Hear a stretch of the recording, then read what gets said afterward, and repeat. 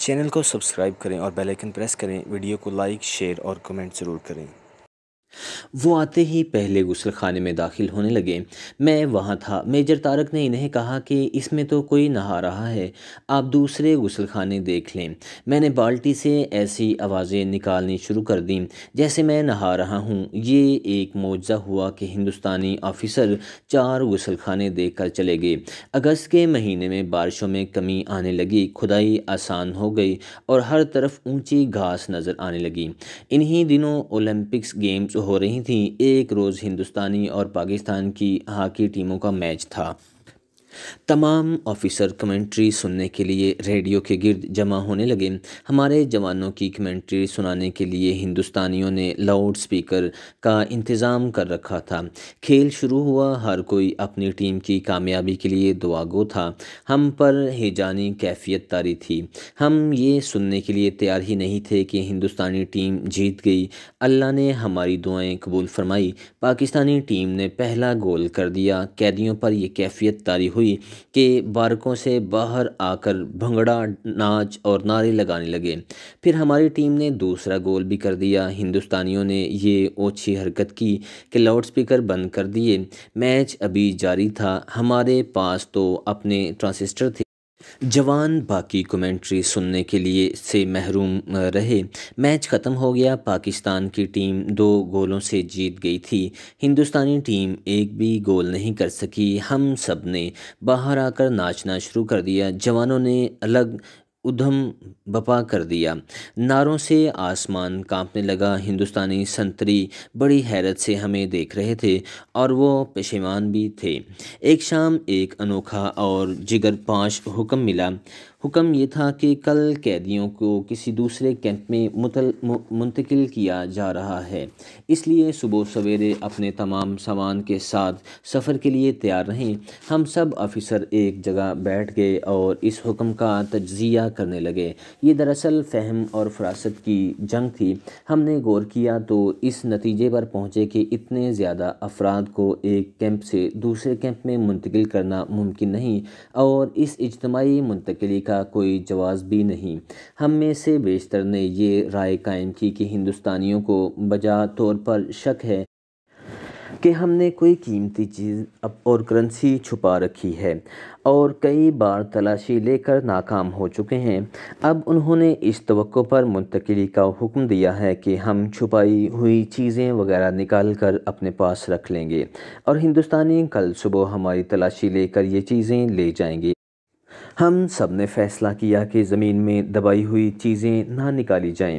ہم نے اللہ پر چھوڑ دیا کہ جیسے اس کی ذات باری کو منظور ہوا اور ویسا ہی ہوا۔ ہم اگلی صبح اپنا سامان سمیٹ کر سفر کے لیے تیار ہو گئے۔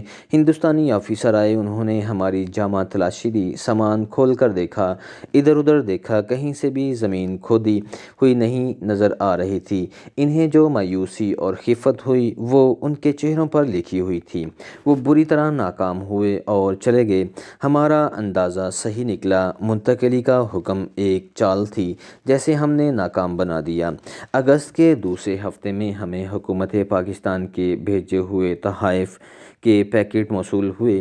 ہر آفیسر اور جوان کے لیے ایک جیسی اشیاء تھی جن کی تفصیل یہ تھی: 2 سلیپنگ سوٹ، 2 بنیانیں، 2 رومال، 1 دانتوں کا برش، 1 کنگھی، 1 جوڑا کینوس شوز، 2 گولیاں ملٹی وٹامن، 1 رائٹنگ پیڈ، 1 قلم، 1 پیکٹ بلیڈ، 2 ڈبے بسکٹ، 2 جوڑے گرم جرابیں، 1 ٹیوب ٹوتھ پیسٹ، 2 تولیے اور 2 انڈرویئر اور 1 جوڑا ہوائی یا چمڑے کا چپل۔ ان اشیاء میں سے ہندوستانیوں نے تمام پیکٹوں سے رائٹنگ پیڈ اور قلم نکال لیے۔ اس کا انہوں نے جواز پیش کیا کہ قیدی یہاں سے ایسی معلومات لکھ کر لے جائیں گے جو زبانی یاد نہیں رکھی جا سکیں اور جو یہاں سے باہر نہیں جانی چاہیے۔ یہ محض ایک بہانہ تھا ہمیں پریشان کرنے کا اور ہماری اشیاء ہضم کرنے کا۔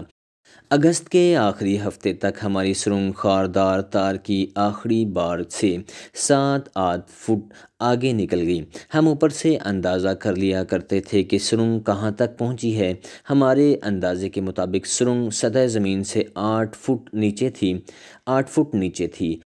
آخر میں ہمیں اسے اوپر کو یعنی عمودی لے جانا اور اوپر کو دھانا کھولنا تھا۔ ہم نے سوچا کہ 8 فٹ گہرائی سے اوپر چڑھنا ممکن نہیں ہوگا، چنانچہ ہم نے سرنگ کو زمین سے کچھ زاویے پر اوپر لے جانا شروع کر دیا تاکہ یہ کنویں کی طرح عمودی نہ بنے، ڈھلانی بنے۔ پھر ہم نے فیصلہ کیا کہ زمین 3-4 فٹ رہ جائے تو اسے عمودی کر دیا جائے۔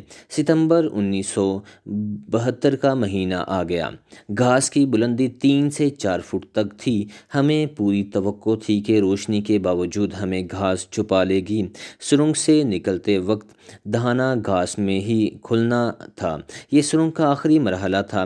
فرار کے جنون اور رہائی کے جذبے اور ہیجانی کیفیت نے مل جل کر ہمیں ذہنی طور پر نارمل نہ رہنے دیا۔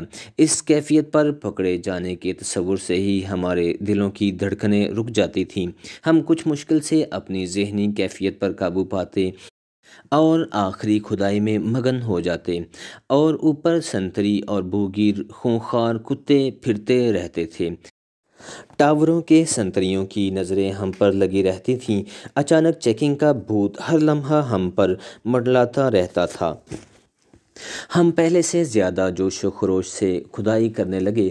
مٹی نکالنے کا کام اور زیادہ مشکل ہو گیا تھا۔ سرنگ 210 فٹ لمبی ہو گئی تھی۔